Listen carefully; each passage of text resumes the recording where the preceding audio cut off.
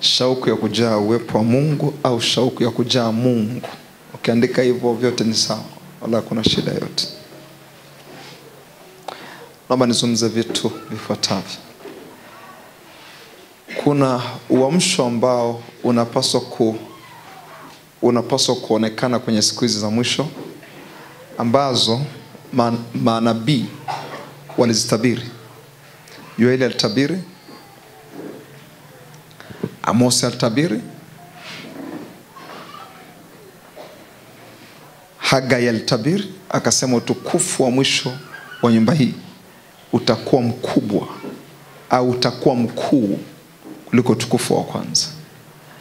Mimi maombi yangu, kulia kwangu mbele za Mungu, kuna jengwa na hii dhana ya kwamba Mungu alichokisema kwa vinywa vya manabii ni kwamba siku hizi za mwisho utukufu wa leo, wa miaka ya leo, uwe ni mkuu kuliko utukufu wa kwanza. So kinachonisumbua mara nyingi ni kwamba hata ule utukufu wenyewe ule wa kwanza ni kana kwamba hatujafikia.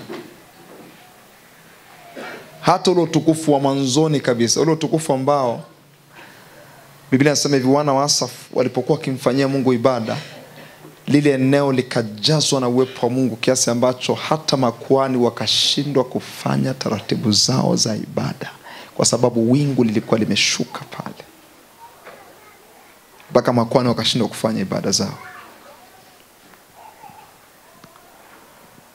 Ukiangalia Biblia inasema mitume walipokuwa wamekusanyika, wakampazia Mungu sauti zao kama moja, in one accord, one accord. Mahali pale pakatikiswa na nguvu za Mungu. Haizungumzi watu wakatikiswa na nguvu za Mungu, inasema mahali pale pakatikiswa na nguvu za Mungu. Alafu wote wakajaa Roho Mtakatifu, wakaanza kunena neno la Mungu kwa ujasiri. Miaka ambayo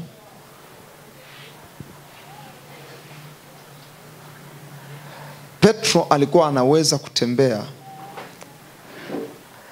alafu watu wakapata ufunuo kwa habari ya kivuli chake, because they saw the power of God. Waliona nguvu za Mungu mpaka wakapata ufunuo binafsi ya kwamba tunaweza tukagusa kivuli kikaponya, tunaweza tukamrushia handkerchief, alafu handkerchief zikachukua pako na nguvu za Roho Mtakatifu, alafu tukawapelekea wagonjwa, tukiweka juu ya wagonjwa wanaponya. Una habari hata ule utukufu wa kwanza kabisa wa kanisa la kwanza hatujafikia. Hagai anatuambia utukufu wa mwisho wa nyumba hii utakuwa ni mkuu. Hagai sura 2 mstari wa 6 na 7, kuliko utukufu wa kwanza. Now let's talk about the former glory. Utukufu wa kwanza hatujafikia. In fact, hata utukufu aliokuwa anatembea nao David wengi hawajafikia. Kwa mfano, kitabu cha Zaburi sura ya 27 mstari wa 4. Zaburi sura ya 27 mstari wa 4. Tani kuonyesha namna ambavyo huyu ndugu alikuwa na experience ya tofauti, uzoefu wa tofauti na Mungu. Anasema neno moja nimelitaka kwa Bwana, alafu nalo ndilo nitakalo litafuta. Angalia, huu ni utukufu wa kina David. Alisema hivi, hili neno ndilo analo litafuta. Amelitaka kwa Bwana moja tu, wala sio mawili, moja tu. He was not seeking for fame. Hakuwa anatafuta umaarufu, hakuwa anatafuta jina kubwa, hakuwa anatafuta Mungu amuongezee utajiri. Neno moja. Akisema moja maana yake ni si wasiki, maana yake ni moja. Moja maana yake ni moja. This one thing I have desire of the Lord. Jambo moja nimelitaka kwa Bwana, alafu nalo ndilo nitakalo litafuta. Cheki sasa anachokitafuta. Angalia anachokitafuta. Kanisa, kila mtu weka macho yako kwenye Biblia. Kama una Biblia, angalia kwenye screen. Angalia anachokitafuta. Hatafuti mme, hatafuti mke, hatafuti kujenga nyumba nyingi. Kuna kitu nakitafuta kwa Bwana kimoja tu, nikae nyumbani mwa Bwana siku zote za maisha yangu. Alafu kubwa zaidi ni utazame uzuri wa Bwana. Kuna kitu kinaitwa uzuri wa Bwana. Uzuri wa Bwana ndio uliomfanya Paulo ayaone mambo yote yaliyopita kama mavi. Alipoyachukua mambo yake ya nyuma akalinganisha na uzuri wa Kristo, uzuri wa Bwana, akayaona kama mavi. Unajua nini maana ya kuona mpira kama mavi? Unajua nini maana ya kuona movie kama mavi? Inataka a lot of transition. Mnasikiza kwa makini? Inataka a lot of transition. Inataka mgeuko usio wa kawaida. Inataka pia ufe kwa namna fulani. Inataka uanze kufa. Kwa sababu kuna watu ambao uzuri wa mpira, uzuri wa movie, uzuri wa vitu kama hivi unapambana na uzuri wa Kristo. Vyote ni vizuri kwake. Lakini Paulo anasema hivi, kuna vitu vilikuwa ni vizuri kwangu, ila leo navihesabu kama mavi ukilinganishwa na uzuri wa Kristo. And this man of God anasema ni utazame uzuri, so that I may behold the beauty of the Lord. Ni utazame uzuri wa Bwana. Uzuri wa Bwana. Yaani shauku yake ni autazame uzuri wa Bwana. Alafu na kutafakari hekaluni mwake. Hata hii watu wengi hawajaifikia. Watu wengi wanakuja kanisani kwa sababu ni ratiba ya kuja kanisani.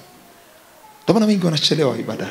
Kwa sababu hata kuamka kwake ni changamoto. Yaani ingelikuwa kuna namna inaweza kufanyika, asingekuja kanisani. Ila sasa tafanyaje? Ni ratiba sasa kuja kanisani. Ukisimamishwa mbele za Mungu na Daudi, wewe watukufu wa siku za mwisho. Daudi, Roho Mtakatifu alikuwa anakuwa juu yake kwa scenarios. Sisi amekuja kuishi ndani yetu. Ukasimamishwa, this is David ambaye hata akugusa kwenye mwanzo wa kanisa la kwanza. Ilikuwa ni agano la kale. Alikuwa na hii experience. Wewe mwenye Roho Mtakatifu unakuja kanisani kwa sababu ni ratiba. In fact, hata ratiba zako na ushirika wa Mungu zinaweza zikapata changamoto zikapinduliwa na ratiba zingine kirahisi kabisa. Ndio usimame na David, wewe wa siku hizi za mwisho. Mwenzako alikuwa anasema ni utazame uzuri wa Bwana. Alafu unakuja kanisani kwa sababu ni ratiba ya kuja kanisani. Angalia. Hebu tafutie ule mstari unasema, na alifurahi waliponiambia twende nyumbani mwa Bwana. Alifurahi waliponiambia. I was glad when they tell me. Na alifurahi. Imagine unasimama na mtu mwenye uzoefu kama ambao alikuwa, angalia, anao ndani ya roho yake. Anasema na alifurahi waliponiambia na twende wapi? Nyumbani mwa Bwana. Twende. That was my joy. Yani furaha yangu ni waliponiambia twende nyumbani mwa Bwana. Ukitafuta furaha ya Daudi, utapata furaha ya kuwepo kwenye nyumba ya Bwana. Ukitafuta furaha ya Daudi, utaona furaha ya kukaa kwenye uwepo wa Mungu. Endelea kidogo, mstari unaofuata. Alifurahi waliponiambia na twende nyumbani mwa Bwana. Miguu yetu imesimama ndani ya malango yako. Imagine. Miguu yetu imesimama ndani ya malango yako. Yerusalemu. Wajua ni maana miguu yetu imesimama ndani ya malango yako? Ni kwa sababu anaonekana mara nyingi pale. Ni shauku yake kuonekana mara nyingi pale. Endelea mstari wa 3. Kama taona kuna kitu cha kusaidia hapo. Halafu Yerusalemu iliyojengwa kama mji ulioshikamana. Tunaanza tukacheko. Zaburi 84. Hebu nisaidie kuanzia mstari wa 10. Huu ni utukufu ulikuwa hapo juu ya David. Usimamishwa na David, wewe wa miaka ya leo ambao walikuambia utukufu wako utakuwa mkuu kuliko David. 84 mstari wa 10. Angalia mstari wa 10 kinachosema. Hakika siku moja. Huu ni ufunuo wa Daudi. Huu ufunuo ni wa Daudi. Yaani Daudi si kama Mungu alisema hili neno, ila ni ufunuo wa Daudi. Yaani Daudi alikaa siku moja akiwa amekaa kwenye uwepo wa Mungu namna hii. Yaani wala hakuwa anasoma kwa siku moja ni zaidi ya siku 1000 nje uwepo wa Mungu, ila alikuwa amekaa. Alafu experience aliyokuwa anaipata, angalia hapo, akiwa amekaa kwa nyumba ya Mungu ule uzoefu aliokuwa unapata nyumbani kwa Mungu ukampelekea kusema hili neno. Sio kwamba alikuwa anasoma mahali, sio kwamba sauti ilikuja kutoka mbinguni ikamwambia maneno. Alipokuwa kama ulivyokaa hivi leo, hiyo experience ya kukaa hapa, tumemwabudu Mungu, tumemsifu Mungu. Unajua kuna wakati nimekaa ofisini nikiwa nachungulia, wakati sifa zinaendelea, kuna mtu anachungulia tu hivi, hapa anacheka na mwangalia jirani yake. Yani anacheka wanapocheza mbele, amekaa tu hivi. Haita kusurprise kesho ile mtu kuja kuambia ana shida ya pressure. Haita kusurprise. Haita kusurprise. Wakati huyu kijana ambaye anacheza mahali hapa, kuna ufunuo nao. Kwa sababu anajaribu kuwaza ya kwamba hakuna mahali ninaweza kucheza, siwezi kumchezea mwalimu.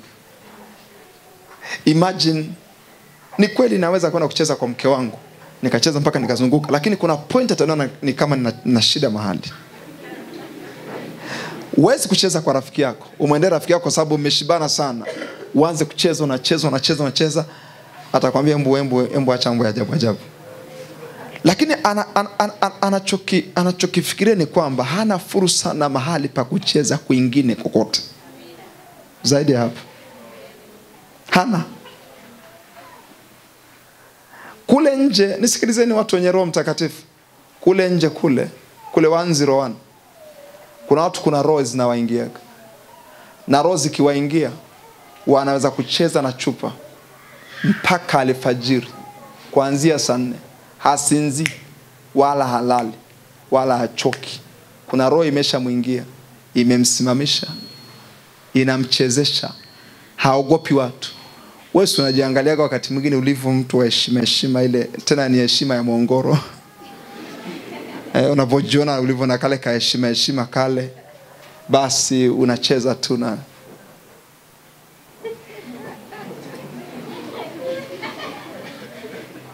hata kuongea kwa sababu una maintain status yako. Sababu zako anaangalia acheze wapi. Hapa ndo mahali sahihi pa kucheza. Utakuta mtu ambaye wakati wenzako wanasifu, yeye anaangalia tu, anasubiri hiyo ratiba ipite. Nikana kwamba mnamkera. Ni swala la kiufunuo. Mwenzako amekaa katika kukaa kwenye uwepo wa Mungu. David ndo mtu ambaye alifanya vitu vyote ambavyo Mungu alivikusudia juu ya maisha yake. Yani kila ambacho Mungu alikuwa amekipanga kwenye maisha ya David kilitokea. Mtu aliye na moyo wangu, lugha ya Kiswahili, aliyependeza moyo wangu, atakayafanya mapenzi yangu yote. Kuna watu mahali hapa ambao Mungu atafanya na ninyi 30%. Wengine Mungu atafanya na ninyi 40%. Ni kulingana na namna umewachilia moyo wako kwa huyo Mungu. Nitarudi hapa kwenye Zaburi 88 mstari wa 10. Naomba nipeleke kidogo kwenye kitabu cha Mithali sura ya 23 mstari wa 26. Mithali sura ya 23 mstari wa 26, nipeleke pale kidogo. Hapo nataka msome huu mstari kwa sauti kubwa. Nitaelezea kitu afu nitarudi kule kwenye Zaburi 88 mstari wa 10. Tusome kwa sauti. Biblia yako inasemaje kwa sauti kubwa? Alafu mwanangu nipe moyo wako, alafu macho yako yapendezwe na njia zangu. Kwa nini watu wengi macho yao hayapendezwi na njia za Mungu na mambo ya kimungu na vitu vya kimungu na namna za kimungu? Ni kwa sababu hawakumpa Mungu mioyo yao. Ile kwamba umeingia kwenye huu mlango haina maana ya kwamba moyo wako umempa Mungu. Kuna watu ambao mioyo yao bado imegawanyika. In fact hapo na somo kabisa, tena somo la maana sana, nitakuja kulifundisha. Sasa angalia watu ambao walipeleka na kukabidhi mioyo yao mbele za Mungu yote bila kubakisha hata moja. Ndio Zaburi 88 mstari wa 10. Hao ndio watu waliopeleka mioyo yote kama ilivyo. So mtu ambaye amepeleka moyo 1% kadhaa. Naomba Zaburi 88 mstari wa 10 chap. Thank you Jesus. Hakika siku moja, huyu ni mtu katika kukaa hivi kama ulivyokaa. Kuna siku alikaa hivi peke yake. Kuna siku alikaa peke yake. Sawa Akawa wakati amekaa kwenye uwepo wa Mungu namna hii, my God, akasema siku moja kukaa hapa kwenye hekalu la Mungu. Akasema katika nyua zako ni bora kuliko siku 1000. Unajua siku 1000 ni miaka 3 na point. Yani manake hivi ulivyokaa hivi part time. Nikisema part time ndani ya muda huu kutoka saa 2 hadi saa 5 hivi ulivyokaa. Daudi alisema hivi ni zaidi ya miaka 3 na point mbele. Yani ukiwa umekaa hivi umesave miaka 3 mbele. Uko mbele ya wakati ya jirani yako yule ambaye hajafika kanisani. Uko mbele ya wakati. You are ahead of him. Sababu amesema ni bora kuliko. Alafu mtu wa Mungu huyu anasema ningependa kuwa bawabu. Unajua ni maana bawabu? Doorkeeper. Yani ningependa kuwa mfunga mlango. Kazi ya kufunga na kufungua. Ningependa niwe doorkeeper. Yani cha msingi tu niwepo kwenye nyumba ya Mungu. Yani Daudi anasema hivi, ingelikuwa naweza nisiwe mfalme. Yani ingelikuwa nachagua vitu viwili kati ya kuwa mfalme na mfungua mlango wa hekalu. Ningechagua kuwa mfungua mlango wa hekalu ili nikae kwenye uwepo. Kuna mtu anaelewa ninachokisema Imagine hao ndio watu ambao watafanya vitu vingi na Mungu. Cheki mioyo yao, cheki motive zao, cheki msukumo wao wa ndani. Anasema ningekuwa naweza kuchagua hivi vitu viwili kati ya mfalme, mtu maarufu, mwenye nguvu, mwenye fedha nyingi, na kukaa kwenye nyumba ya Mungu, ningechagua kukaa mlangoni. Kazi yangu ni kufungua na kufunga. Cha msingi niwe kwenye hilo eneo tu. Huyu ni ufunuo binafsi anao. Na huyu ni mtu wa Agano la Kale. Biblia inasema kwamba kuliko kukaa katika hema za waovu. My good God. Uamsho wa siku za mwisho ambao Mungu amekuwa akiufunua ndani ya roho yangu. Na I say, si tu kwamba nakufundisha na uombea. I am praying for this. Yani hiki ambacho nakufundisha ninakiombea kila siku. Ya kwamba Mungu atakidhihirisha muda si mrefu. Nimemwamini Mungu bila maswali. Nimeamini Mungu ya kwamba anaweza kufanya hiki kitu na kitatokea, kitachipuka muda si mrefu. Jambo la kwanza kwa habari ya uamsho wa siku za mwisho, nitazungumza tu. Kama utaandika ni sawa, kama itakuwa ni haraka basi ni sawa pia. Watu watakuja kanisani ili wajae Mungu tena na tena. Huo ndio uamsho wa siku za mwisho. Yani misukumo ya watu kuja kanisani itakuwa ni ili wajae Mungu. They come here to be filled with God. Wataingia hapa wajae Mungu.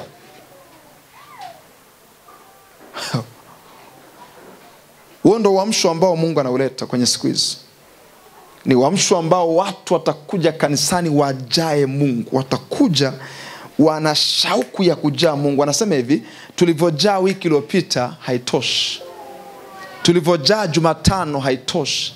Tulivyojaa Alhamisi haitoshi. Tunahitaji kujaa tena na tena. We want to be filled with him more and more. More and more.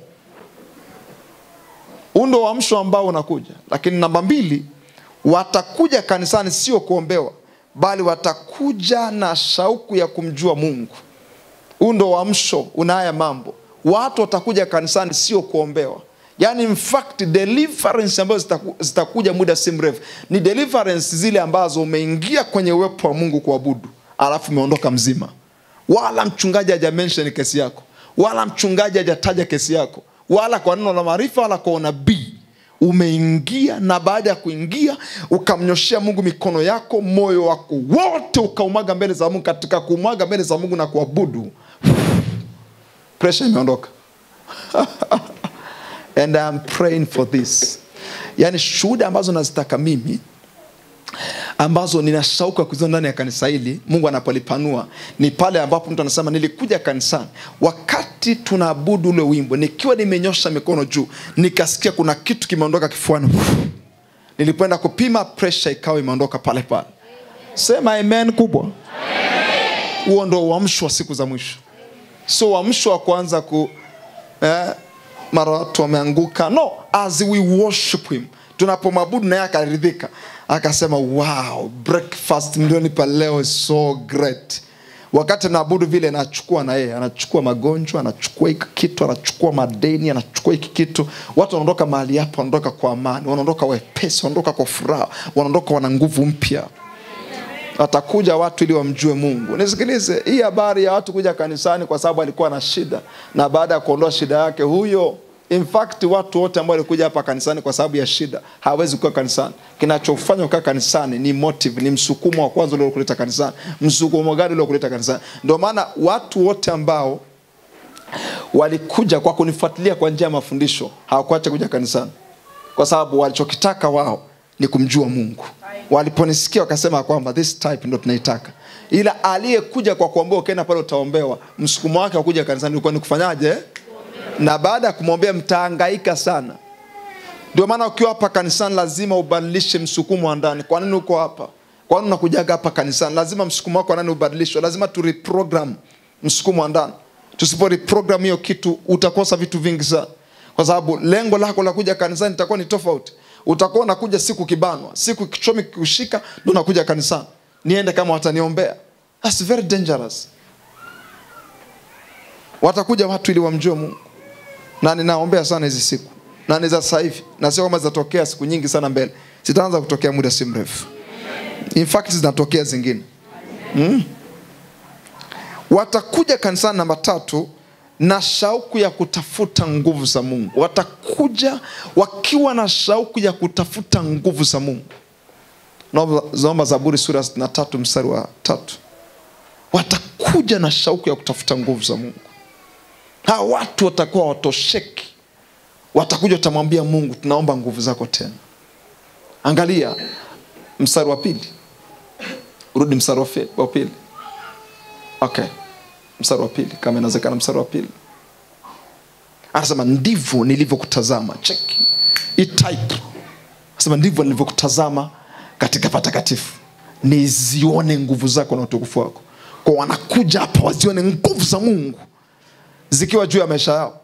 Wanakuja hapa wafanya biashara wenye kiu ya kuwa na nguvu za Mungu. Yaani wafanya biashara wanataka upako. Wanakuja hapa wafanya kazi kwenye sekta mbalimbali za kiserikali wana upako. Nilikuwa naongea na binti yangu mmoja yuko Morogoro jana usiku. Sasa aliwekwa kwenye nafasi fulani. Na yule aliyeondolewa kwenye ile nafasi, afu akakaa yeye, akamwambia hivi, tutaona. Na baada ya kumwambia sentence, mambo yakaanza kumtokea. Za hapo ananiambia kwamba mguu wangu umevimba mno. Alafu wenzangu waliponiona wakaniambia kwamba tulikwambia huyu hapa ni mbaya. Na siku moja akateleza, akasema kwamba lazima nimuue. Mimi nikawa namwambia binti yangu ya kwamba hakuna kitu kwenye maisha ninakichukia sana kama mtu kudharau status ya kwamba mimi ni mtoto wa Mungu. Hakuna kitu napataga hasira nacho. Ukiona namwombea mtu kwa hasira na wivu wa kimungu, ni kwa sababu ninaona kama bila amemdharau. Huyu ni mtoto wa Mungu. Afu unamtupia pressure, unamtupia kisukari. How? Ana Mungu yule ndani. Kama jinsi ambavyo kwa mfano, Njoo, usiogope. Mama Joel, wewe nenda tu, njoo. Usinani usivai viatu. Unaona kato chako ni kaka. Naona angalia, ni kaka. Kichwa chini miguu juu. Afu nikakashika sikio nikalizungusha hivi, nikakarusha kule. Utaendelea kucheka na kuniangalia na kusema sio fair. Hata kama hujui kupigana, utakuja kupigana na mimi. Ni mtoto huyu. Hata kama hujui kupigana, siku hiyo utapigana. Utamwambia niue tu, huwezi kumgusa mwanangu. Yaani hata kama huyu jamaa ni bondia kiasi gani, angalau katika ubondi wake umngate, angalau umngate. Yamkini wewe una ubondia lakini una meno. Utafanya kila namna kuonyesha kwamba huwezi kumuonea mwanangu.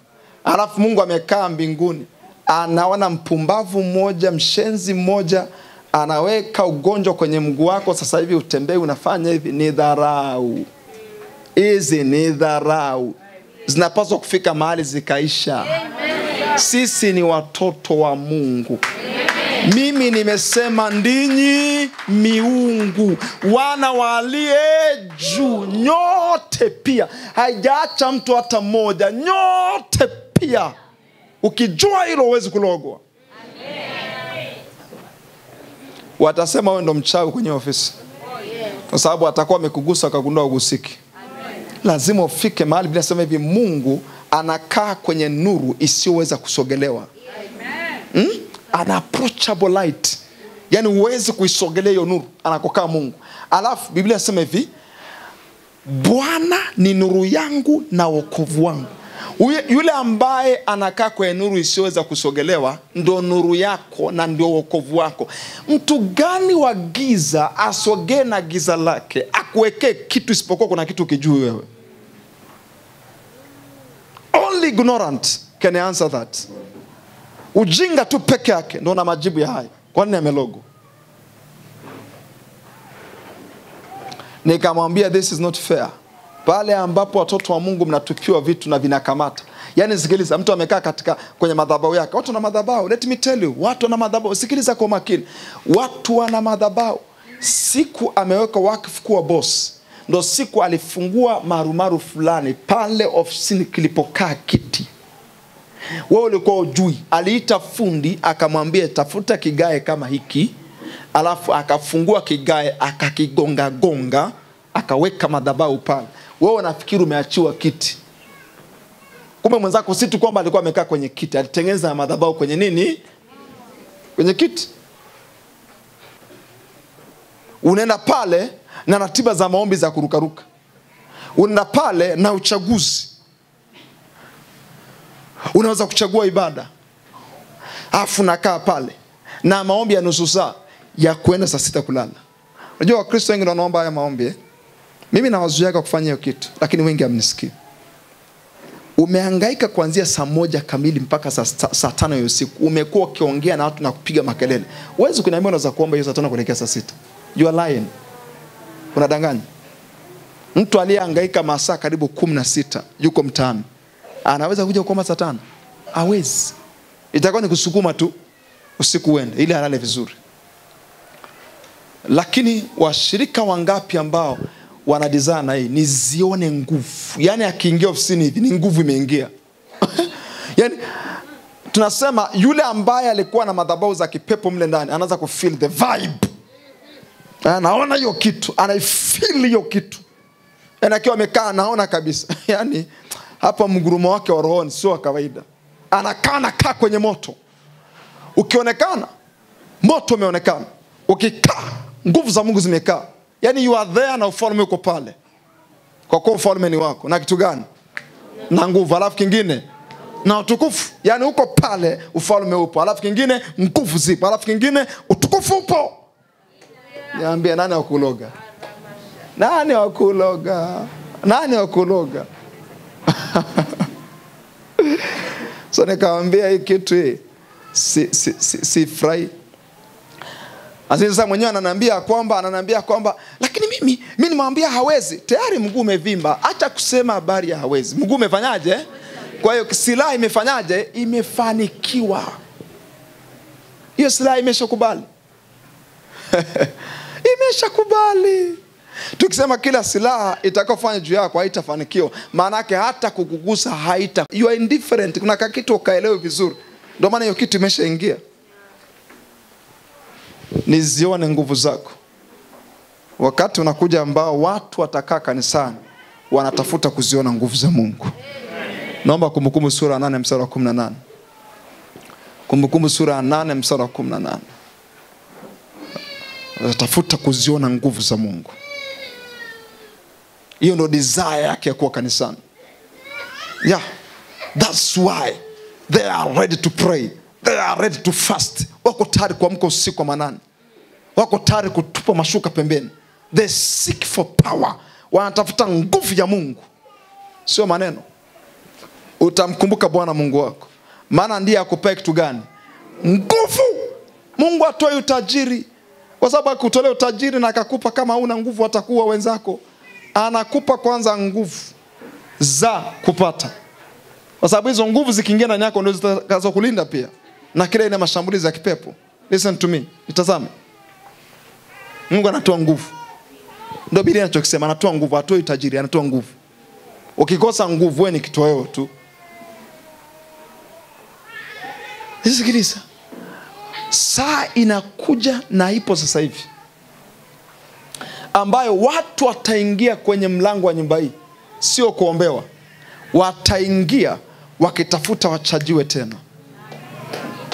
Wataingia sikiliza, hata vifaa hivi ambavyo tunavitumia vinaongea mfumo wa kiroho.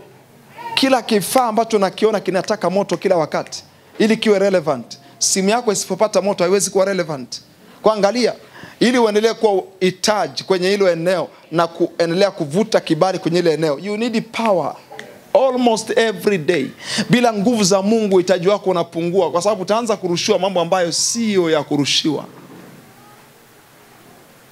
Simu yako kila usiku unaiacha charge, alafu jichomakagi na charge. Nataka Wakristo ambao hata kulala kwao they are looking for power. Yani usiku amelala ameweka wimbo wa kuabudu pale pembeni. Analalaje? Shakata pasko vila aramaske lubrahande reko pasila asko livrahanda kapakatos. Ndo amelala hivyo.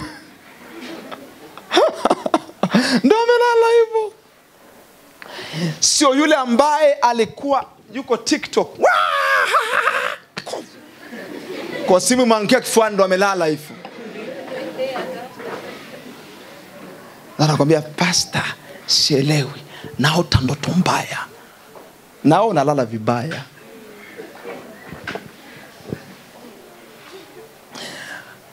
Wago nafanyaje ukishtuka usingizini kama mida saa 8 saa 6? Ukajikuta ni kama usingizi umekula ni kidogo kwa dakika chache. Mimi nachudaga ni purpose. Kwani nimeshtuka usiku? Nikishtuka tu usiku kama niko sawa, rikasko vila mandara bakosa.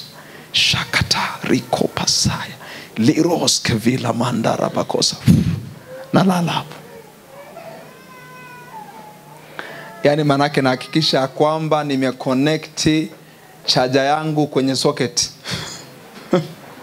Na moto unapita kila wakati. I am charged. Unapaswa kuwa charged kila wakati. Yani ukikaa charge. Ukiwa umekaa kwenye usafiri charge. Mimi nawaambia Wakristo ambao kwenye ofisi zao patakuwa na nyimbo za kuabudu kila wakati, kwa sababu nyimbo za kuabudu pia zina tabia kuweka charge ndani ya mtu. Huo ndo uamsho ambao unakuja. Naona kama anaanza kuzungumza hapo kwa muda mwingi na vitu vingi vya kusema. Mahitaji ya kimaisha na changamoto zitakuwa sio msukumo wa kuwapeleka watu kwenye uwepo wa Mungu. Mimi nakwambia, mahitaji ya kimaisha na changamoto watu watazisahau, wataziruka. Itakuwa sio misukumo ya kuwapeleka watu kwenye uwepo wa Mungu. Ando mambo kadhaa na kueleza yatakatokea muda si mrefu. Itaanza kutokea makanisani, kwa makanisa yenye uhai. Jambo la mwisho, watu watalia na kumtafuta Mungu kwa ajili ya ajenda za ufalme wa Mungu. Tunaona watu wakilia na kumtafuta Mungu kwa ajili ya ajenda za ufalme wa Mungu, sio kwa ajili ya vitu vidogo vidogo. Wafanya biashara ambao yuko hapa kanisani anamwambia Mungu naomba kama. Mungu naomba kama. Lero bakataya naomba kama. Keruska paya.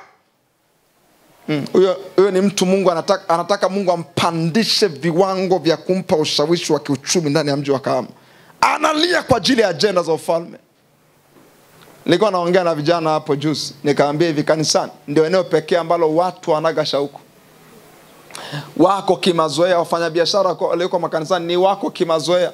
Hakuna mtu ambaye anakerwa na vitu. Mtu ukiona fundraising za kujenga jengo na uko sawa, ulipaswa kulia mbele za Mungu na Mungu, fundraising zinapaswa kuisha. Nijenge mimi peke yangu. Hao ndio watu ambao watafanya vitu vikubwa na Mungu. Watalia kwa ajili ya ajenda za ufalme wa Mungu. Unaona tunalipia redio na unasikia kabisa tunalipia redio. Unasikia kabisa mchungaji anadaiwa kwa ajili ya redio. Kwa tunapaswa kwenda kulipia redio. Unarudi nyumbani kumwambia Mungu, kama kuna hela zinachezewa kule, zinachelewa kwenye vitu vya hovyo, kwa nini zisipite kwangu halafu zikawepo redio? Hivyo na vitu wa Kristo wengi makanisani hawana. Yaani walichofanikiwa ni kuwepo kanisani na kuangalia pastor anavyofundisha na kuangalia na kuandika notes na kuzitupia kule na kuzikumbuka Jumapili asubuhi. na kurudi tena Jumapili asubuhi na kumwangalia pastor tena. Ongea pastor, tuko tunakusikia. Unasemaje? Ila watu hawana hasira. Vijana wanavyohubiri kule mtaani, wanahangaika kwa sababu speaker ni ndogo. Speaker ni ndogo. Lakini vipi kama tuna kenta maalum ya injili? Speaker zimefungwa kama 4 na bass speaker. Alafu mnafika pale mnafanya praise moja ya nguvu. Huo ni mkutano wa lazima. Unajua kuna mikutano ya injili ya lazima. Hamna haja kwa kusanya watu. Umeenda pale CDT, unapenda upendi, unasikia. Mkutano wa lazima. Watu wanawasha moto na gawa peperushi. Na kuambia ndani ya muda mfupi mbele. Nashangaa. Kesi imeisha. Mji mzima umechukuliwa na Yesu. Ukiona mabango, mimi nikionaga yale mabango pale Phantom nikiangalia hivi, na nina koruga namwambia Mungu saa inakuja, yani tena muda si mrefu. Na hilo jambo nalifanyia kazi muda si mrefu. Tuona mabango yanatapakaa ya ABC mji mzima. Taanza kufanya hata mawili. Because I'm very, yani nina shauku, nina njaa ipo ndani yangu ya kuona ufalme wa Mungu unatukuzwa. Vipi kama ukikutana na bango la ABC Global kwa ajili ya mafundisho ya neno la Mungu, kwa ajili ya ratiba sema toka lini makanisa yanafanya vitu kama hivi? Ndio vitu ambavyo visema. Ndio vitu ambavyo vimekuwa vionekana. Yaani kama ni bango la kanisa ni kadogo, kameandikwa na mtu tena. Alafu hata design yake ya kishamba, yani vitu vile vinyongo vya ajabu ndio kanisa. Ndio watu wanatarajia iwe hivyo. Sema kwa sauti ya imani, sema saa inakuja. Na saa ipo. Ambayo Mungu atakutumia wewe kwa jina la Yesu. Nimesema Mungu atakutumia wewe. Mimi siongei kwa habari ya wazungu fulani kutoka Norway. Nazungumzia wewe uliotoka Mongoro, umetokea sio Marunga. Ni wewe ndio umetokea sio Phantom. Mungu atakutumia kama una shauku. Hapo nimejisikia upako umetoka. Ndio rahisi hivyo. Hivyo yani. Nimejisikia umetoka kwa mkono wangu wa kushoto. Yaani maana yake mtu akiondoka na hiyo kitu ndo tayari. You will make it. Shaka kuna hela zinakufuata, unajiuliza maswali hizi hela vipi? Ndio hizo agenda za ufalme wa Mungu. Unalia kwa ajili ya agenda za ufalme wa Mungu. Unaona kuna mambo yanapaswa kutokea ndani ya kanisa na yatokee, yanapaswa kutokea kwenye ufalme wa Mungu na yatokee. Nenda pale 101, check your excellence, check your ubora. Ingia ndani, check ile ma screen. Mimi naangaliaga ninapopita barabarani, check ya ma screen. Check ubora wa nje, check your I love kama. Check inavyowaka usiku. Check ile 101 inavyowaka usiku. Ila kanisa lazima bango lake mguu mmoja umeteguka namna hiyo. Hilo ndo kanisa. Na watu wanajisikia vizuri, yani kiwa hivyo wanajisikia vizuri. Tukiweke hiyo sanadi hapa anasema Freemason. Mbona shida inaanzia wapi? Nje ya kwamba pana mapepo watu wa Mungu, pana excellence pia. Kule upande wa pili, wana ubunifu wa ajabu sana kule nje. Sasa inakuja ambaye Mungu atawatumia watu wa Mungu. Mimi nakwambia lazima Mungu nitumie. Sema niko tayari. Sema nitumie.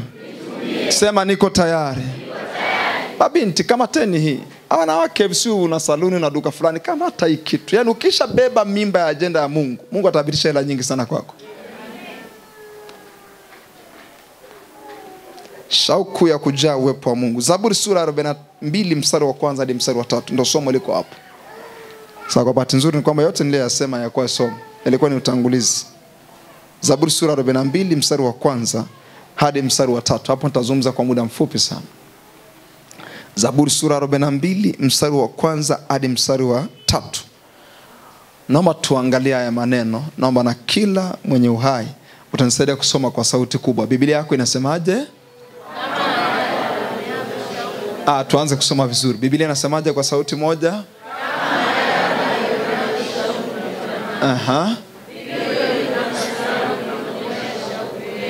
Endelea mstari wa pili kwa sauti moja.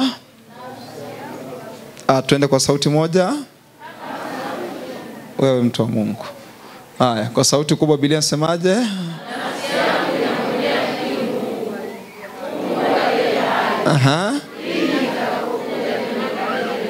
Endelea mstari unaofuata.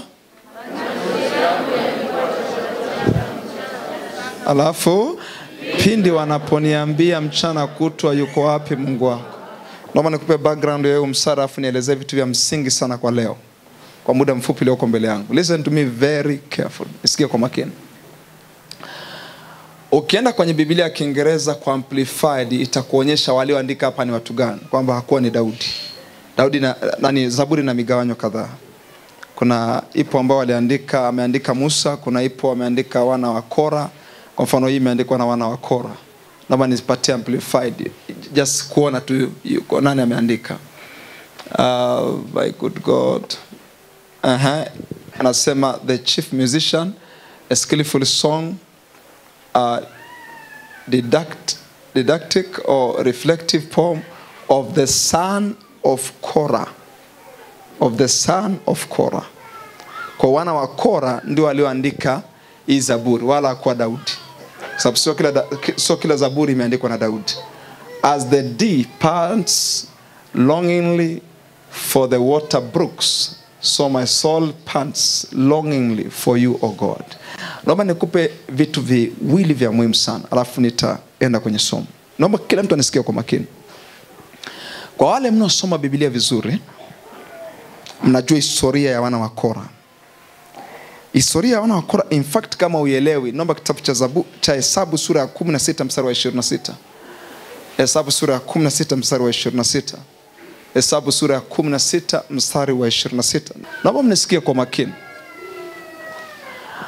Kora, kwa wale ambao mnakumbuka, alikuwa ni moja ya watu watatu ambao waliongoza uasi kinyume na Musa. Wakataka kuliongoza kundi la Bwana kurudi Misri.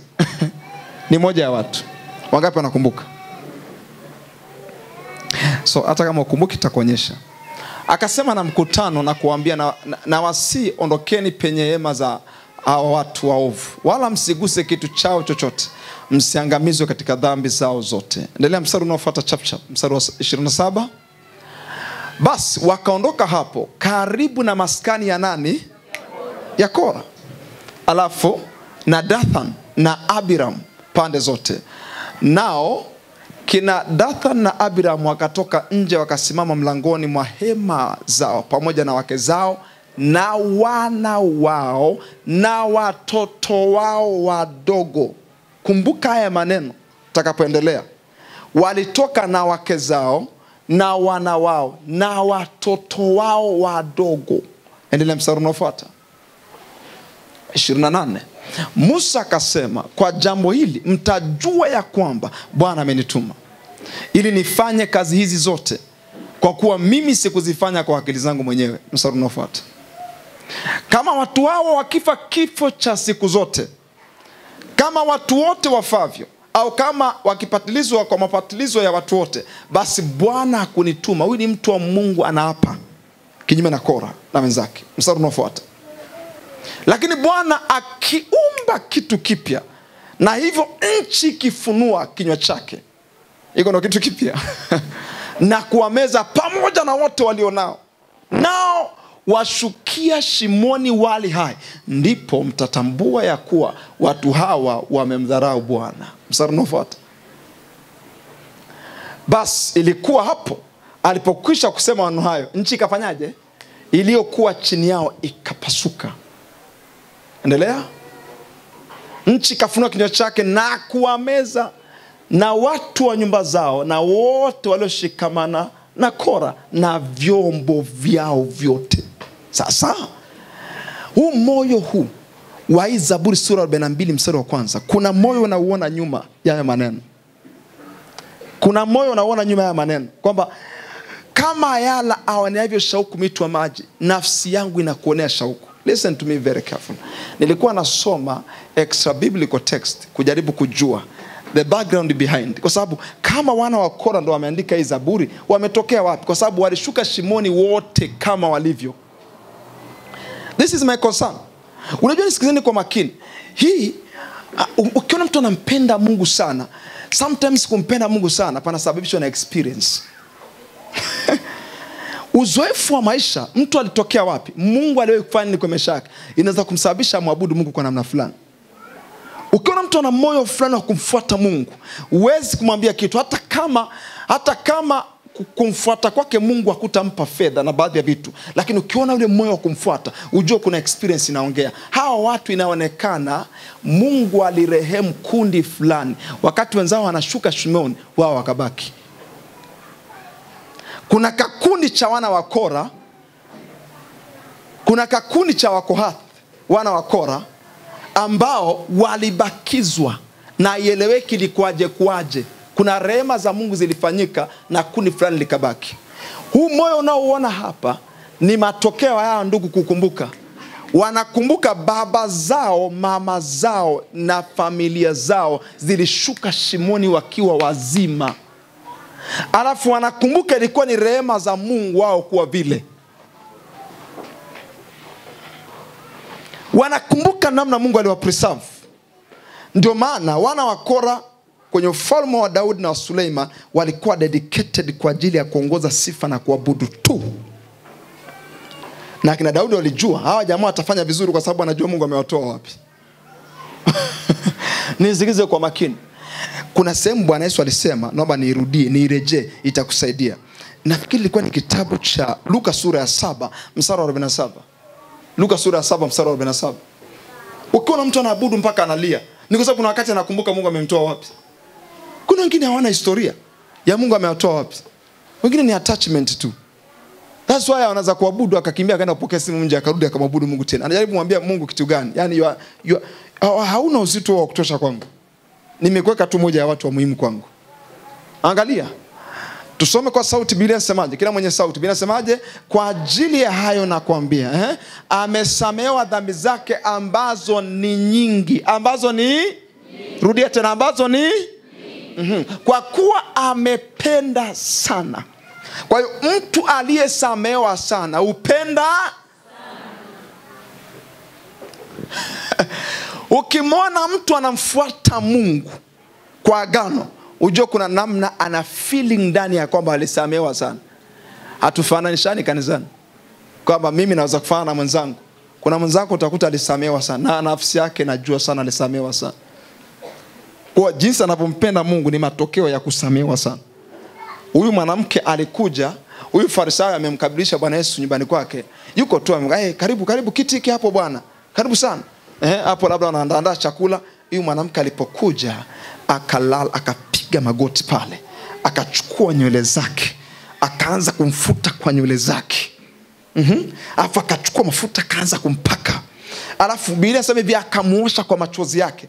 Yaani machozi yanalia, yanamwagika kwenye mguu, alafu anamfuta kwa hayo machozi.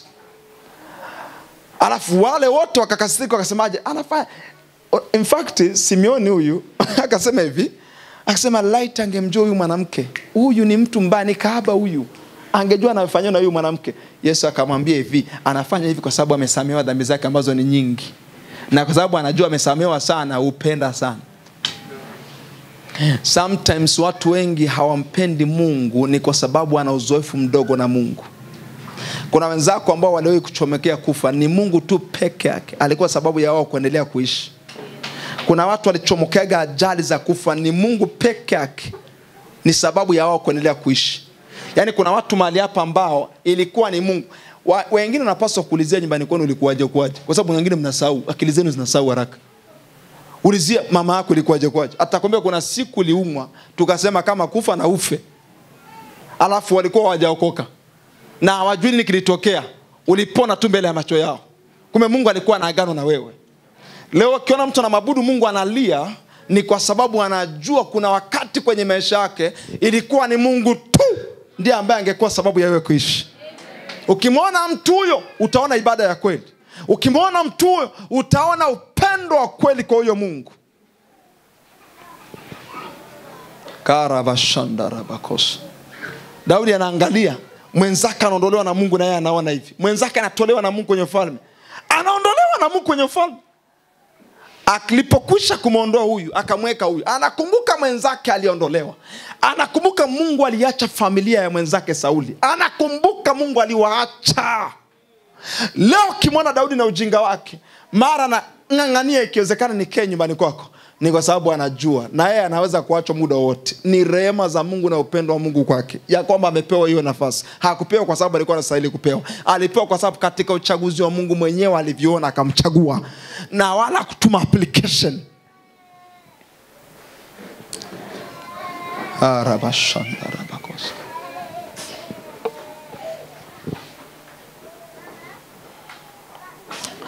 So wana wa Kora, huu moyo nilikuwa nafanya utafiti. The way they sing, ile Zaburi sura 42 mstari wa kwanza. Angalia hiyo desire inatokana na uzoefu. Mwangalie jirani yako, mwambie jifunze kukumbuka umetoka wapi. Mwambie tena, mwambie jirani, jifunze kukumbuka umetoka wapi. Unajua sometimes hata ibada zenu haziwi nzuri sana kwa sababu mnasahau hata ile wakati Mungu aliondoa pepo kwenye mwili wako. Unachojua ni kazi ya mchungaji. Ndio kazi yake atoe pepo mimi niwe sawa. Ndio kazi yake, ndio maana tunampa hela Jumapili. Ambacho ujui ya kwamba ni rehema za Mungu zilikufanya hata uje kwenye ile kanisa ukaombewa na hizo nguvu zikakutoka. Wenzako walitolewa pepo na walihesabiwa 1 2 3 4 5 6 7. Na baada ya pale waliondoka wakamtumikia Yesu. Walisema hivi, ni nani angetusaidia kutoa hawa pepo? Toka huyu ametusaidia tuko sawa. Huwezi kujua yamkini wale waliotolewa pepo 7 walikuwa na tabia gani kwenye mtaa na maisha gani.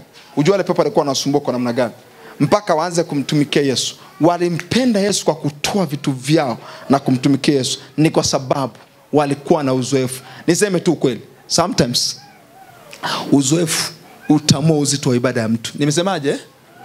Uzoefu utamua uzito wa ibada ya mtu. Ukiona ibada ya mtu ni nyepesi ni kwa sababu hana uzoefu. Hakumbuki Mungu alimtoa wapi. So wakati natafakari kitu nikagundua kwamba alright, sometimes inawezekana mtu kupitia uzoefu fulani wa maisha, hiyo kitu akikumbuka namna Mungu amemtoa kwenye mazingira fulani, uzito wake wa ibada unaweza kuwa ni tofauti na mshirika mwingine yote. Jambo la pili, kama historia, ukisoma kitabu cha Wafalme wa Pili, sasa kuandika tu Wafalme wa Pili sura ya 18 mstari wa 13 hadi mstari wa 16, utagundua kitu kimoja ya kwamba wanachosema hapa kwenye hii Zaburi inaonekana ni kana kwamba mfalme wa Ashuru, ukisoma vizuri kwenye hiyo Wafalme wa kwanza sura ya 18 mstari wa 13 hadi mstari wa 16, alikuwa ameivamia Yuda. Na alivyovamia Yuda wakati wa Hezekia, alichukua mateka. Ilikuwa ni sera ya Waashuru ya kwamba wakivamia mahali lazima wachukue mateka wengi. In fact kuanzia 200 na point kuendelea mbele, ilikuwa lazima wachukue mateka wengi. Kwa inasemekana, msikie kwa makini hapa, inasemekana na moja ya watu waliochukuliwa walikuwa ni hawa Walawi. Unajua ni Kora ametokea kwa Lawi. Yes. Kwa sababu watoto wa Lawi walikuwa ni watatu. Wa kwanza alikuwa ni Gershon, wa pili alikuwa ni Kohath, wa tatu alikuwa ni Merari. Something like that. Kwa hiyo sasa walikuwa ni Walawi hao. Wakachukuliwa baada ya mfalme wa Ashuru kuwachukua, kuja kuvamia na kuusuru Yuda. Alivamia miji mingi ya Yuda na akawa amewachukua wengi. Na moja watu waliochukuliwa ni wana wa Kora. Hawa ambao walikuwa na hudumu kwenye madhabahu ya Mungu kwa sifa na kuabudu. Na wao wakachukuliwa, wakapelekwa mbali na hekalu la Mungu, wakapelekwa kwenye mashamba ya Babeli, wakapelekwa kwenye nchi ya watu baada ya kumvamia Hezekia. Ukisoma hiyo ufalme utapata hiyo picha. Sasa nisikilize. Ukisoma hiyo Zaburi sura ya 43 na 42, utaona ni mtu mmoja ambaye aliondolewa kwenye uzoefu wake wa kila siku. Anaongelea kana kwamba yuko karibu na hilo eneo. Rudi kwenye kitabu cha Zaburi 42 mstari wa kwanza. Hapa anakuonyesha shauku ya kujaa uwepo wa Mungu. Shauku ya kujaa Mungu. Kuwa na shauku ya kujaa Mungu. Angalia anachokisema.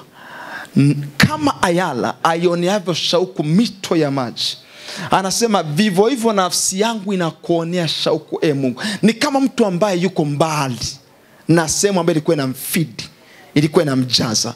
Ni sawa na wewe uchukuliwe upelekwe mahali mbali na ile kanisa ambao ulikuwa ukija hapo na kujisikia kuhudumiwa, ukabaki kule peke yako. Am I communicating? Nani anaelewa cha kusema? Okay. Ni experience tofauti. Angalia mstari wa pili. Atakuonyesha kitu hapo mstari wa pili. Nafsi yangu inamwonea kiu Mungu, Mungu aliye hai. Alafu angalia, hii ndio inatupa point ya kwamba walichukuliwa wakaondolewa. Anasema lini nitakapokuja nionekane mbele za Mungu. Yaani kinachonishangaza kwa habari ya wana wa Kora, yamkini tofauti na Waisraeli wengine waliokuwa wamechukuliwa mateka, hawakuwa na shauku ya kurudi tu Israeli, ya kurudi Yuda. Yaani hawakuwa tuna shauku ya Mungu awafungue kutoka kwa mikono ya mfalme wa Ashuru. Shauku yao wala haikuwepo kwenye deliverance. Shauku yao ilikuwepo kule kwenye nyumba ya Mungu. Yaani walichokuwa na tamani ndani yao si tu kufunguliwa kutoka kwa mikono ya mfalme wa Ashuru. Walichokuwa na tamani ndani yao ni kurudi waonekane kwenye hekalu la Mungu, waweze kumwabudu Mungu na waweze kumsifu Mungu kama hapo kwanza. Angalia mstari wa 3, mstari wa 3. Anasema machozi yangu yamekuwa chakula mchana na usiku. Pindi waliponiambia mchana kutwa yuko wapi Mungu wako. Wanasema hivi, nchi ikikuvamia na ikafanikiwa kuwateka na kuchukua mateka wenu, basi Mungu wenu ni mdogo. Ndivyo walivyokuwa wanajua hivyo. Kwa mkivamiwa na mfalme wa Ashuru mkapigwa, basi Mungu wenu ni mdogo na Mungu wa Ashuru ni mkubwa. Kwa alikuwa anaambia kama Mungu wenu ni mkubwa, si angewaokoa? Mbona hajawaokoa? Huyu mtu analia usiku na mchana. Na hizo kejeli tunaziona sana kwenye familia, tunaziona sana kwenye mazingira tunakoishi. But kuna watu bado hizo kejeli haziwapi msukumo fulani wa kutembea na Mungu. Mstari unaofuata kidogo nikuonyeshe background kidogo, alafu nitaondoka hapo nikufundisha baadhi ya vitu. Anasema hivi, na yakumbuka hayo nikiweka wazi nafsi yangu ndani yangu, jinsi nilivyokuwa nikienda na mkutano na kufanyaje na kuongoza nyumbani kwa Mungu kwa sauti ya furaha na kusifu mkutano wa sikukuu. Inakuonyesha wao ndio walikuwa wanaongoza praise and worship. There wako kule Ashuru, wana muda mrefu, wamechukuliwa mateka. Hawa ndugu, kundi lao lote wana wa Kora, wakatunga wimbo wakisema ni lini nitakaporudi nionekane mbele za Mungu. This is the desire. Unajua kwa nini Biblia imesema hivi, kama ayala aoneavyo shauku mito ya maji? Naomba niulize swali moja rahisi nzuri tu ambalo naamini kila mtu anaanza kunijibu. Kati ya kuumwa njaa na kuwa na kiu ya maji, kipi kibaya? Kiu ya maji. Yaani kiu ya maji ikikujia na huna tumaini la kunywa maji, inaweza kuangusha chini. Kiu ya maji ikikujia unaweza siweze kuongea. Mishipa inaweza kutoka hivi. Unaweza kuwa unapaka mate yanakauka mdomoni. Angalia, kwenye mwili wa mwanadamu 75% ni maji. Hawa wanakuonyesha kitu gani? Uwepo wa Mungu kwao ndo 1% kubwa iliyofunika maisha yao. So when they lose the presence of God, they lose everything. Kama ambavyo mtu akikosa maji amekosa kila kitu. Wanaposema kama yala aoneavyo maji, shauku mito ya maji, wanakuonyesha kitu gani? Hiki wanachokionyesha huko ambacho ni uwepo wa Mungu ni kikubwa kuliko, ni cha muhimu kuliko, ni cha thamani kuliko, ndicho ambacho kimebeba maisha yao. Hawa wenzako walikuwa kwenye changamoto, wewe upo kwenye mazingira mazuri. Wangapi ambao mnaishi shauku ya kujaa Mungu? Yaani nafika level ambayo hauzoni changamoto zako na hauoni mazingira yanayoendelea kwenye maisha yako. All you see ndani yako ni nijae Mungu.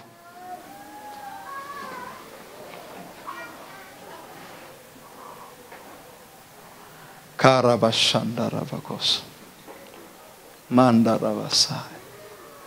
Umenipa kutafakari sana huu mstari wakati na usoma, wakati umeanza kuingia kwenye moyo wangu ni ufundishe. Imenipa kutafakari sana. Mara nyingi sana ninyi waga na wasikia yamkini shida ya ndoa. Shida ya ndoa inakupitisha kwenye experience ambayo you lose God. You lose God. Wengi sana mnampoteza Mungu kwenye changamoto ndogo ndogo. Mmempoteza Mungu. Kuna wengi mnaniambiaga hivi, baada ile changamoto kupita, hata ile shauku ya kuomba iliondoka. You lose God cheaply. Yaani unampoteza Mungu kirahisi mno. Yaani wewe uko na Mungu hapa ni kwa sababu kuna jambo halijakutokea. Ila likitokea hilo jambo unampoteza huyo Mungu. Yaani sikilize, unampenda Mungu ni kwa sababu mnacheka na mume wako. Ila mkiacha kucheka unampoteza Mungu. Wangapi ambao katikati ya mazingira magumu wataacha kuangalia mazingira, alafu mioyo yao itakuwa inawaka moto kutafuta kujaa Mungu. Yaani hautafuti kufunguliwa kwenye hiyo shida, unatafuta kujaa Mungu. Hautafuti kuokoka kwenye hilo jamu, unatafuta kujaa Mungu. Hii nimezungumza kitu cha muhimu sana. Desire yako, shauku yako ni kujaa Mungu. Inafika level ambayo huyaoni yanayokuzunguka kuwa ni mambo ya muhimu zaidi ya kujaa Mungu. Shauku ya kwanza ya mwanadamu inapaswa kuwa ni kujaa Mungu. La mashandarabakosha. Nijae wewe. Nijae wewe asubuhi, nijae wewe mchana. Ninaomba MCB, I want to surprise you. Naomba nikushangaze kitu. MCB, message translation. Nataka wote tusome hapo kwenye MCB, na nije kushangaza kitu. Maneno yake yalinifurahisha sana. Angalia MCB, message translation. Check kinachosema, nenda mstari wa kwanza. Mstari wa kwanza ni kusurprise. Nitakutafsiria kwa lugha ya Kiswahili, wala sikupe shida. Angalia. A psalm of the son of Korah, a white-tailed deer drink for the crips. Anasemaje? I want to drink God.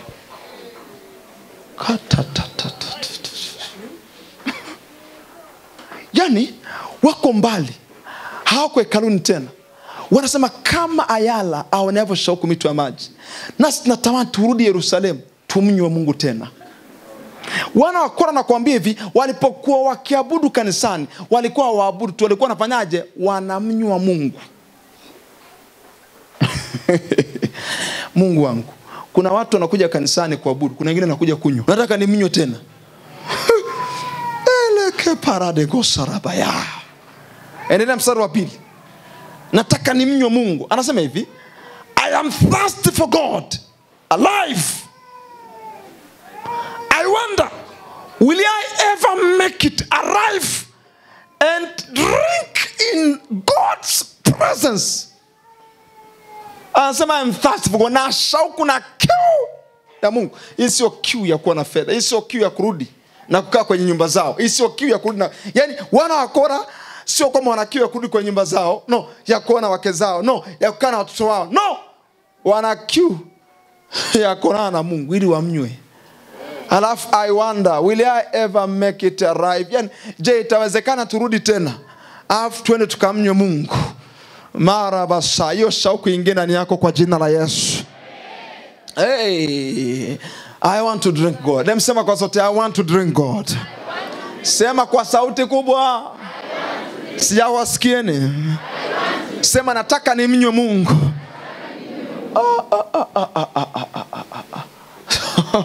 Wakati nasoma pale mfurahisha sana. I want to drink God. Endelea kinachofuata. I am on the diet of tear. Sio kama analia. Analia kwa diet. Unajua kwa nini analia kwa diet? Ni kwa sababu alikuwa anamnywa asubuhi, anamnywa mchana, anamnywa jioni, anamnywa usiku. Sasa hapa sasa hivi yuko mbali. Anasema hivi, niko kwenye diet ya kiu. Yaani unajua nini maana diet ya kiu? Watu tunajua diet ya chakula. Tunajua kuna diet ya chakula. Unakula asubuhi vizuri, unakula saa 4 kidogo, unakula saa 6, unakula jioni. Mwenzako analia kwa sababu hiyo diet anaikosa. Kwa hiyo yuko kwenye diet ya kulia.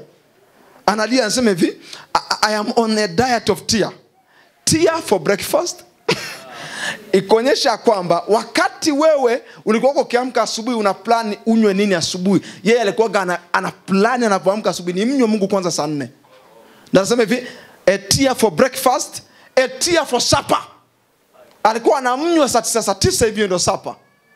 All day long people knock at my doors pestering, where is God of yours? Yuko analia. Ujazwe na shauku ya Mungu asubuhi.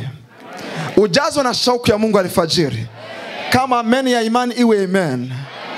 Karama sakarabashanda. Yaani ukikaa mahali fulani umechomeka earphone zako unamwabudu Mungu. Ukikaa mahali fulani wakati unakula uko na earphone unamwabudu Mungu. I want to drink God. Wao wanasema nataka nimnywe Mungu. Shauku ya kujaa Mungu. Zaburi inatufundisha vitu kadhaa vitatu. Jambo la kwanza, nisaidie kuandika. Kila mtu aliyeokoka anahitaji shauku hii kila siku ya kutafuta kujaa Mungu. Kila mtu aliyeokoka anahitaji shauku hii kila siku ya kutafuta kujaa Mungu.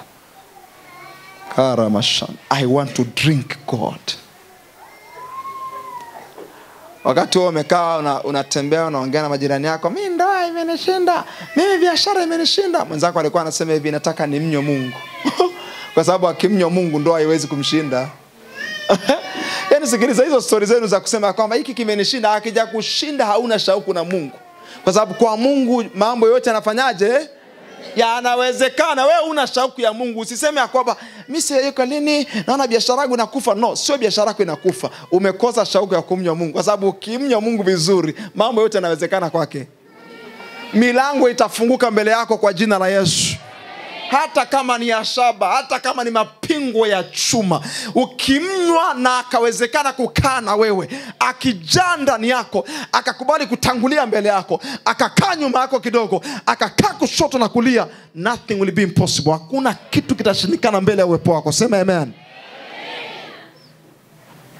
Nisikilize, ukinifuata kaniambia hivi, najisikia kuchoka, najisikia kukata tamaa, najisikia kuzimia, najisikia kutokuendelea mbele, ninamwona mtu ambaye amepoteza shauku ya kumnywa Mungu. Kwa sababu najua ukimnywa Mungu pana nguvu mpya. Biblia inasema wao wamngojao Bwana watapata nguvu mpya. Watatembea kwa miguu hawatachoka, watakimbia hawatazimia, bali imesema wataruka juu kwa mbawa kama tai.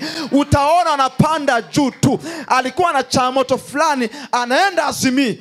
Alafu unaposhangaa ni kama alikuwa na mzigo fulani, alikuwa anaenda, lakini katika naomba kila mtu aniangalie.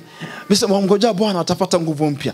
Una changamoto ya ndoa, una changamoto fulani ya kiuchumi, sikiliza, lakini una maintain shauku yako ya kumnywa Mungu. Kwenye changamoto hiyo ya kiuchumi unamnywa Mungu. Ni kama ulikuwa unatembea, unamnywa Mungu. Ni kama ulikuwa unatembea kwa sababu mzigo ni mzito, mambo ni kama amekulemea. Katika kumnywa Mungu mzigo unaanza kuwa mwepesi, unaanza kukimbia. Watakimbia hawatazimia. Lakini katika kukimbia kule unamnywa Mungu. Ni kama spidi ni ndogo kidogo. Muda si mrefu huyo Mungu akija, hamtakimbia tena, atakuchukua katika mikono ya neema yake. Na ndio Biblia inasema utapaa juu kwa mbawa kama tai. Vitu vina shift hivyo. Yeyote mwenye shauku ya Mungu, ana shauku ya kumnywa Mungu asubuhi, utamwona kama vile alikuja kanisani anatembea kiuchumi. Ni kama anatembea, hana spidi kubwa ya kiuchumi, lakini muda si mrefu ataanza kukimbia kwa sababu mzigo umeanza kuwa ni mwepesi. Sema amen kama una uhai. Alikuwa anakimbia, alafu kwa sababu unasikia la ruska vila andarabakosa. Mungu haipo kwenye level ya kukimbia.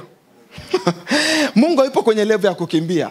No, haipo kwenye level ya kukimbia. Kwa katika kumnywa unaanza kama vile unakimbia. It's like unakimbia. Lines of speed nzuri sana. Sikiliza. Alafu unazidi kuwa na shauku ndani yake. Ni sawa na ile ndege. Imetoka mahali ilikuwa imetua, inaanza kwenda taratibu itafute ile zebra. Ilikuwa imetua mahali, ikamnywa Mungu, ikaanza kusogea. Huyo Mungu akaanza kuifanya isogee, akaanza kuisogeza. Ni kama inakimbia kidogo, lakini sio spidi yake. Ikafika kwenye zebra. Ndio Biblia inasema kwamba watatembea kwa miguu hawatachoka. Ndio ndege inapotoka pale ilipokuwa imesimama kwenda kwenye zebra. Ikifika kwenye zebra, wale ambao wamepanda ndege inatulia kwanza, inasimama. Ikisimama pale inamnywa Mungu, inamnywa Mungu bado, inamnywa Mungu. Usiku wa manane wenzake wamelala, yeye yuko raba kosa. Yesu nakupenda, jaa ndani yangu. Onekana kwenye maneno yangu, uso wangu uonekane wewe.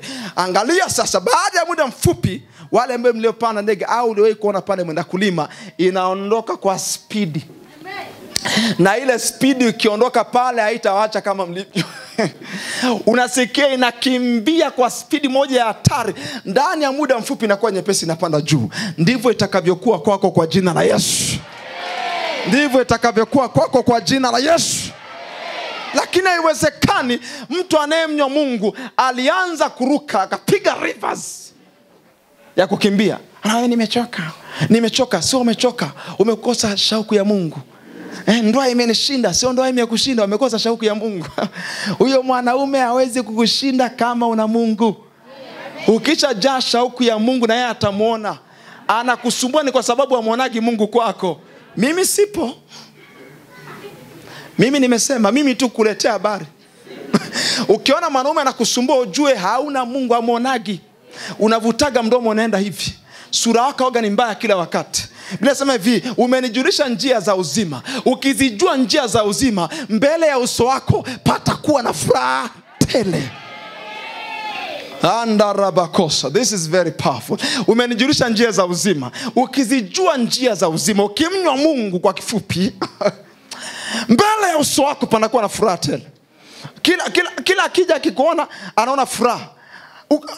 Kuna watu wa mahali hapa hata kutenga unaona kabisa huyu mtu anaweza kuja kuniua huyu. Anakutengea chakula na kuwekea tu hapo. Hiki hapa. Unajua kabisa hapa. Kila kachofuata hapa ni kuwekwa sumu. Kwa unaanza kushangaa na kwambia nimeshiba.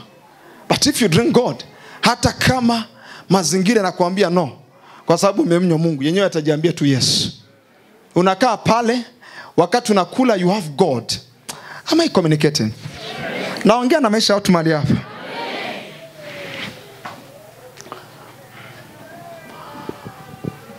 Ndio maana huwezi kuniletea concept ya kufeli kiuchumi, ya kufeli kihuduma, ya kufeli kimaisha, ya kufeli kindoa.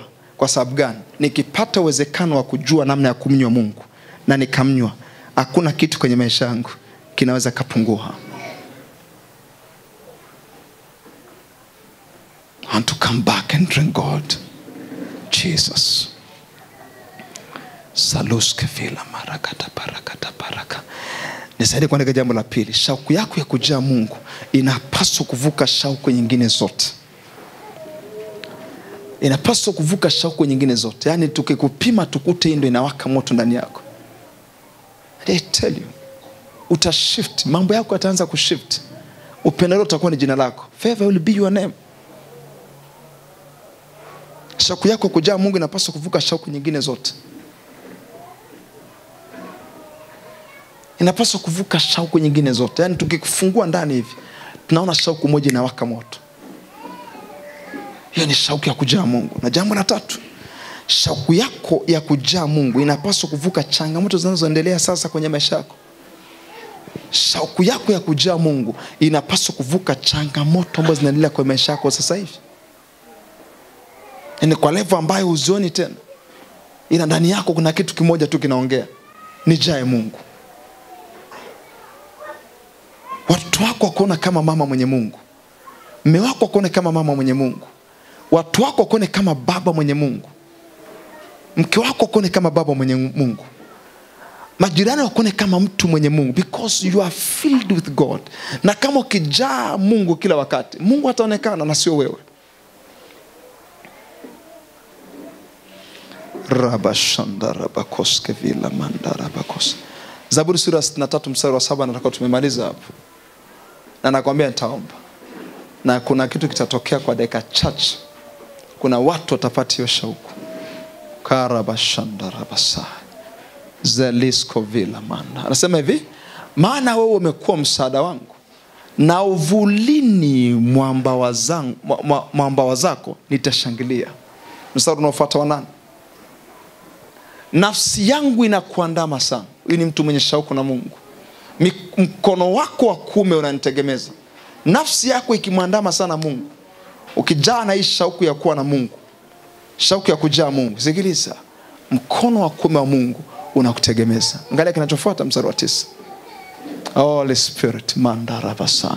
Bali waitafutao nafsi yangu ili kuiharibu wataingia pande za nchi zilizo chini. Huwezi kushikika. Huwezi kuguswa. Anayetafuta nafsi yako huwezi kuipata. Kwa sababu imefichwa ndani ya Mungu. Imejaa Mungu. Haiwezi kuonekana kwenye mikono ya adui wala kwenye macho ya adui. Mstari unaofuata chap. Hao ndio mstari wa mwisho. Karabashandarabakosarila askalibrahandos.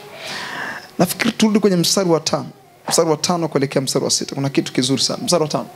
Nafsi yangu itakinai kama kushiba mafuta na vinono. Kinywa changu kitakusifu kwa midomo ya furaha. Mstari unaofuata. Angalia kitu cha tofauti sana hapo. Ninapokukumbuka kitandani mwangu na kutafakari wewe makesha yote ya usiku. Nyosha mikono yako. Mwambie Mungu, panda ndani yangu kwa Roho wako Mtakatifu shauku ya kujaa wewe kila wakati. Natakapoomba kwa dakika 2. Tuna kuna watu ambao iko kitu kinawatokea. Aramashan. Utakuwa binti wa kawaida tena. Utakuwa kijana wa kiume wa kawaida tena. Kuna kitu lazima kitokee ndani yako. Lazima shauku ya dunia ife. Lazima shauku ya mambo ya kimwili ife. You need to be filled with God. Mande rebosivra ila angradiga sofa. Weka mikono yako miwili juu. Sema Roho Mtakatifu. Kila mwenye sauti sema Roho Mtakatifu. Nijaze shauku. Shauku ya kujaa Mungu. Sema tena nijaze shauku. Shauku ya kujaa Mungu. Sema tena nijaze shauku. Shauku ya kujaa Mungu. Malakata ya bara. Salibrande gobarade gosilelelelele. Melekose vila aska librande gobarade. Mungu li hai. Ninaomba jambo moja tu. Ondoa uzito ulioko ndani ya nafsi za watoto wako na Mungu. Weka ndani yao shauku mpya ya kujaa na kutafuta Mungu. Utaona nguvu za Mungu zinakuja ndani yako ukisha fungua moyo wako. Utaona inakuja ndani yako ukisha fungua moyo. Ukisha fungua moyo, na usipofungua moyo utaisha kushangaa yanayoendelea. Ninaachilia shauku kwa vijana, ninaachilia kwa mabinti. Help me. Unaweza kuomba na kumwambia Mungu, niko mahali hapa. Fill me. Fill me with this desire. Nijaze na shauku. Ragada barande gobravila makataya barade gosigare. Pokea shauku. Ije ndani yako, ije ndani yako, ije ndani yako, ije ndani yako, ije ndani yako. Nipate watu wenye kiu, nipate watu ambao wanataka tena na tena. Unataka kujaa tena na tena.